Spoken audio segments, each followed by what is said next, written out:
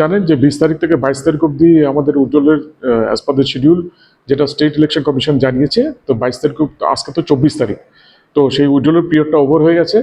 এখনের যে মানে যে ফিগারটা আমি আপনাদেরকে জানাচ্ছি, এটা গ্রাম পঞ্চায়েতের মধ্যে টোটাল আসন সংখ্যা 6370, তার মধ্যে আনকন্টেস্ট 4550, 4550, কন্টেস্টেড সংখ্যা হচ্ছে 1819।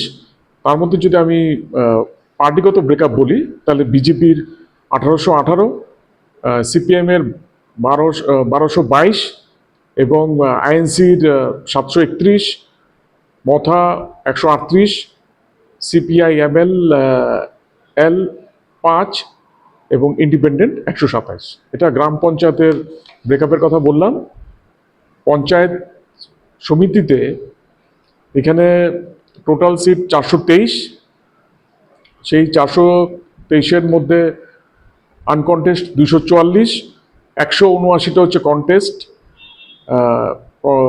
সেইটার মধ্যে পার্টিগত ব্রেকআপে বিজেপি 188, 148 হচ্ছে সিপিআইএম, আইএনসির 98 এবং মথার 11, সিপিআইএমএল এল এর 2 এবং ইন্ডিপেন্ডেন্ট 11। এবং নেক্সট হচ্ছে জেলা পরিষদ।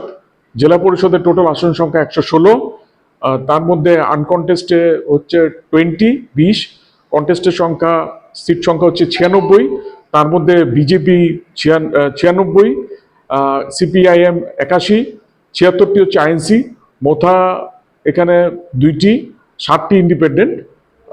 এই টোটাল সংখ্যা পার্টিগত ব্রেকআপ আপনাদেরকে আমি বললাম। মূলত বিনা প্রতিদ্বন্দ্বিতায় প্রতিদ্বন্দ্বী হয়েছে, এরকম কি কিছু হয়েছে? মানে হ্যাঁ, আমি বললাম তো আপনাদেরকে বিনা প্রতিদ্বন্দ্বিতায়। আমি যদি গ্রাম পঞ্চায়েতে বলি, সেই গ্রাম পঞ্চায়েতে আসন সংখ্যা হচ্ছে 4550, যেটি বিনা প্রতিদ্বন্দ্বিতায় হয়েছে। পঞ্চায়েত সমিতিতে হচ্ছে 244 এবং জেলা পরিষদে হচ্ছে 20টি আসন। এটা হচ্ছে আনকন্টেস্ট সিটের। এটা তো ফাইনাল না? এটি ফাইনাল।